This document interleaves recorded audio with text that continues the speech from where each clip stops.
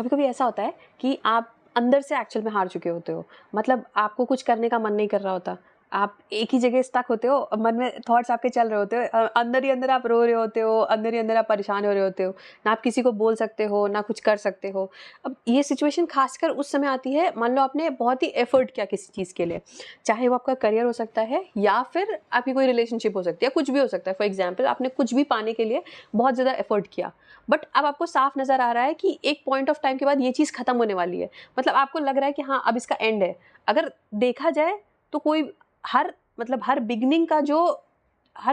जो शुरू होती है वो एक एंड से शुरू होती है। कहते हैं ना कि डिस्ट्रक्शन के बाद ही क्रिएशन होता है, अगर क्रिएशन होने के लिए डिस्ट्रक्शन होना ज़रूरी है, ठीक है। लेकिन हम ऐसा उस समय नहीं परसीव कर पाते, क्योंकि हम ऑलरेडी मतलब अगर कुछ नया शुरू होना है तो किसी चीज़ को ख़त्म होना ही पड़ेगा। बेस्ट एग्जाम्पल है, अगर मान लो आपको अपने माइंड को कहीं लगाना है, किसी और काम पे लगाना है, तो पहले जहाँ जिन चीज़ों पे माइंड लगा हुआ है वहाँ से हटाना पड़ेगा।